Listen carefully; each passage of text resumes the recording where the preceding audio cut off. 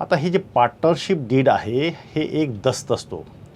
हा एक कायदेशीर डॉक्युमेंट्स आहे। डीड तयार झालं की तुम्हाला काय काय करता येतं, दोन प्रकारचे पार्टनर्स तुम्हाला घेता येतात। जो वर्किंगमध्ये आहे ते पार्टनर्स आणि जे स्लीपिंगमध्ये आहेत ते पार्टनर्स। आणि तुम्हाला आता यापुढे काम करायचं नसेल तर त्यावेळेस तुम्हाला ही फर्म डिझॉल्व करता येऊ शकते किंवा तिला बंद करता येते। तर ते डिझॉल्व करण्यासाठी सुद्धा काही प्रोसिजर आहे। नमस्कार, मी ॲडव्होकेट रवींद्र नरबवर। आजचा जो विषय आहे तो पार्टनरशिप ॲक्ट या विषयावर। दोन किंवा दोनपेक्षा अधिक लोक एकत्र येऊन ज्यावेळेस एखादा व्यवसाय करू इच्छितात आणि त्या व्यवसायाच्या माध्यमातून त्यांना काही नफा कमवायचा असेल किंवा त्यांचे जे काही स्किल आहे हे स्किल मार्केटमध्ये सेवा देऊन त्यांना नफा कमवायचा असेल, अशा वेळेस त्यांनी एकत्र येऊन जो व्यवसाय केला जातो त्या व्यवसायासाठी आवश्यक असलेली जी काही कायदेशीर बाब आहे ती आहे पार्टनरशिप। आता हा पार्टनरशिप ॲक्ट जो आहे हा 1932 मध्ये भारतात अस्तित्वात आला आणि ह्या कायद्याप्रमाणे दोन किंवा दोनपेक्षा अधिक व्यक्ती जेव्हा एकत्र येऊन एखादा उद्देश ठेवून व्यापार, ट्रेड किंवा प्रोफेशनल एखादं काम करण्यासाठी एकत्र आले असतील तर त्यांनी ह्या कायद्याअंतर्गत आपली जी संस्था आहे, आपली जी फर्म आहे ती त्यांना रजिस्टर करता येते। आता ह्या फर्मचा जो काय मुख्य उद्देश आहे तो म्हणजे नफा कमवणं, परंतु हा नफा कमवत असताना त्यांना जे काही नियम आणि अटी आहेत त्या अटीसुद्धा माहिती असणं गरजेचं आहे। पार्टनरशिप ॲक्टच्या व्यतिरिक्तसुद्धा अनेक अशा गोष्टी आहेत की ज्याच्या अंतर्गत त्यांना व्यवसाय करतात, जसं की प्रोप्रायटरी फर्म आहे, कंपनी आहे, प्रायव्हेट लिमिटेड आहे। परंतु या सगळ्यांमध्ये सगळ्यात उत्तम असा जो कुठला प्रकार असेल तर तो आहे पार्टनरशिप ॲक्ट। आणि याच्यामध्ये पार्टनर्सला खूप लिबर्टी दिलेली असते। पार्टनर्सला आपल्या मर्जीप्रमाणे त्याच्यामध्ये सभासद घेता येतात, आपल्या मर्जीप्रमाणे त्यांचा शेअर्स त्यांना घेता येतो, वाटता येतो आणि ह्या लिबर्टीमुळेच हा जो काही पार्टनरशिप आहे हा खूप पॉप्युलर अशा स्वरूपाचा आहे। तर याच्यामध्ये कोण येऊ शकतं, तर याच्यामध्ये या देशामध्ये असलेला कुठलाही व्यक्ती ज्याच्याकडे कुठलं तरी स्किल आहे किंवा ज्याला कुठला तरी व्यवसाय करायचा आहे असा व्यक्ती दोन व्यक्ती एकत्र येऊन हा पार्टनरशिप डीड किंवा ही फर्म स्थापन करू शकतात। आता पार्टनरशिप फर्म जेव्हा स्थापन करायची असेल तर तुम्हाला काही गोष्टी आवश्यक असतील। तर आवश्यक कुठल्या गोष्टी असतील तर तुम्हाला जे काय व्यवसाय करायचा आहे त्या व्यवसायाचं स्वरूप तुम्हाला माहिती असलं पाहिजे। ते व्यवसायाचं स्वरूप तुम्हाला ठरवायला लागेल। त्याचबरोबर ज्या नावाने तुम्हाला हा व्यवसाय करायचा आहे त्या पार्टनरशिप फर्मचं नाव तुम्हाला डिसाईड करायला लागेल। तसेच या पार्टनरशिप फर्ममध्ये तुम्ही ज्या कुणाला सभासद घेणार असाल किंवा पार्टनर म्हणून किंवा भागीदार म्हणून तुम्ही घेणार असाल त्या पार्टनरचा आधार कार्ड तुम्हाला या ठिकाणी घ्यावं लागेल। तसेच हे जे काही पार्टनर्स असतील 1, 2, 3, 4 पार्टनर, तुम्ही एकपेक्षा अधिक कितीही पार्टनर घेऊ शकतात आणि ह्या पार्टनरचं ओळखपत्र म्हणजे आधार कार्ड तुम्हाला आवश्यक असतं या पार्टनरशिप फर्मसाठी। त्याचबरोबर तुम्ही ज्या ठिकाणी हा व्यवसाय करणार आहात, ज्या जागेवर तुम्ही हा व्यवसाय करणार आहात त्या जागेचा पुरावा म्हणजे जर तुमच्याकडे ते स्वतःचं असेल तर लाईट बिल इंडेक्स 2, जर तुमच्याकडे ते स्वतःचं नसेल तर त्या ज्या व्यक्तीचं आहे त्याच्याबरोबर तुमचा भाडे करारनामा किंवा लिव्ह लायसन ॲग्रीमेंट हे तुम्हाला या ठिकाणी द्यावं लागेल।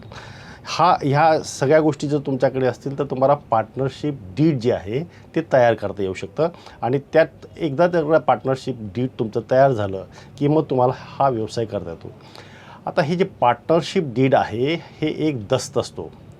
हा एक कायदेशीर डॉक्युमेंट्स आहे आणि ह्या डॉक्युमेंट्समध्ये तुम्ही कुठला व्यवसाय करणार आहात, किती व्यक्ती एकत्र येणार आहात, तुमचं भांडवल किती असणार आहे, तुमचा नफा शेअरिंग कशी असणार आहे, वर्किंग पार्टनर किती आहेत, स्लीपिंग पार्टनर किती आहेत, हा जो नफा मिळणार आहे या नफाचं डिस्ट्रीब्युशन तुम्ही कसं करणार आहात।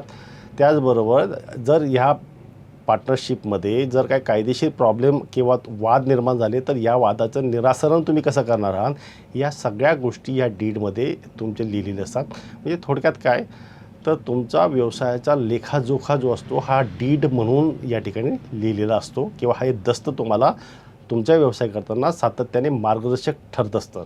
तर हा कायदेशीर असा दस्त आहे। आता हे जे पार्टनरशिप आहे याच्या बाबतीत अनेक लोकांना प्रश्न आणि शंका असतात की मग हे रजिस्टर करावं का अनरजिस्टर करावं। तर ह्या कायद्याप्रमाणे हे रजिस्टर करण्याची काही आवश्यकता नाही किंवा रजिस्टर करावं असं काही बंधनकारक या कायद्यामध्ये कुठंही लिहिलेलं नाही। त्यामुळे तुम्ही पार्टनरशिप रजिस्टर असली किंवा अनरजिस्टर असली तर ह्या दोन्ही ज्या गोष्टी आहेत या तुमच्या लीगल गोष्टी आहेत। तर रजिस्टर जर करायचं असेल तर त्याच्यासाठी काही गोष्टी आवश्यक असतात। आणि अनरजिस्टर असेल तरीसुद्धा त्याला लीगल स्टेटस सेम आहे. फक्त काही टर्म्स आणि काही ठिकाणी आपल्याला त्याच्या काही अडचणी येतात किंवा रिस्ट्रिक्शन्स आहेत अनरजिस्टरला, ते आपण पुढे बोलूया. तर जेव्हा अनरजिस्टर असेल तर त्यालाही लीगल रजिस्टर आहे, लीगल स्टेटस आहे. तर अनरजिस्टर डीड जे आहे किंवा पार्टनरशिप जे आहे ते तुम्ही महाराष्ट्रामध्ये जर तुम्ही हे पार्टनरशिप डीड करत असाल तर तुम्हाला ₹500 स्टॅम्प पेपरवर हे डीड जे आहे हे तुम्हाला बनवायला लागतं आणि हे बनवलेलं डीड तुम्हाला नोटराईज करून घ्यावं लागतं.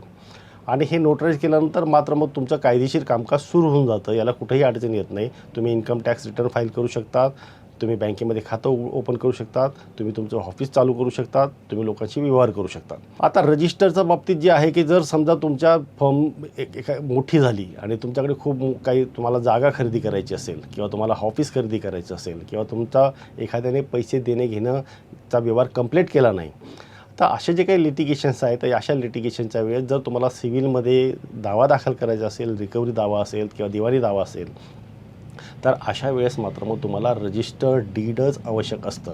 परंतु हे जर तुमच्या याच्यामध्ये काही करायचं नसेल तर तुम्हाला अनरजिस्टर्ड जे डॉक्युमेंट्स आहे किंवा डीड आहे जे नोटराईज पद्धतीने आपण करून घेतो हे सुद्धा चालण्यासारखं आहे. याच्यात कुठल्याही प्रकारचा तुम्हाला लीगल प्रॉब्लेम अराईज होत नाही. तर मग आता तुमचं एकदा डीड तयार झालं की तुम्हाला काय काय करता येतं, तर तुम्हाला तुमच्या फर्मच्या नावाने कुठल्याही नॅशनलाइज बँकेत किंवा कोऑपरेटिव्ह किंवा शेड्यूल बँकेमध्ये तुम्हाला बँकेत खातं उघडता येतं.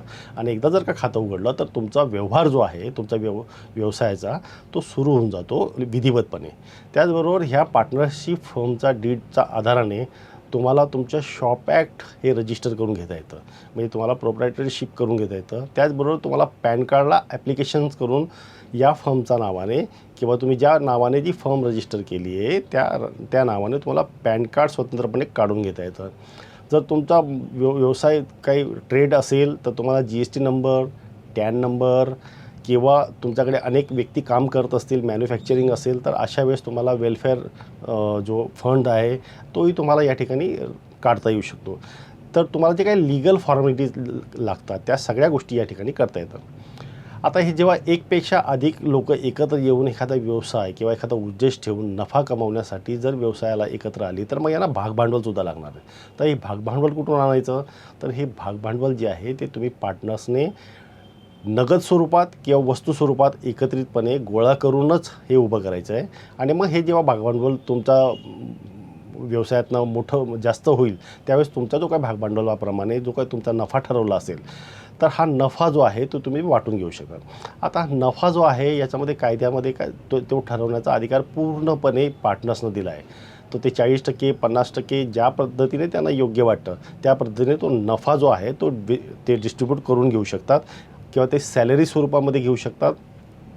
याच्यामध्ये कुठल्याही प्रकारचं बंधन येत नाही. पार्टनरशिपमध्ये जे पार्टनर्स असतात ते 2 प्रकारचे पार्टनर असतात.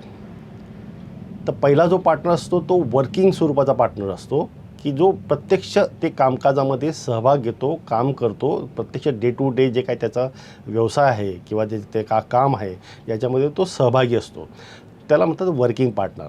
आणि दुसरा जो असतो की तो त्याच्याकडे वेळ नसतो, फक्त तो पैसा लावू शकतो किंवा त्याचं ज्ञान आपल्याला टेक्निकल जे काही ज्ञान आहे ते देऊ शकतो. असा जो काही पार्टनर तुमच्यामध्ये येईल तो असतो स्लीपिंग पार्टनर.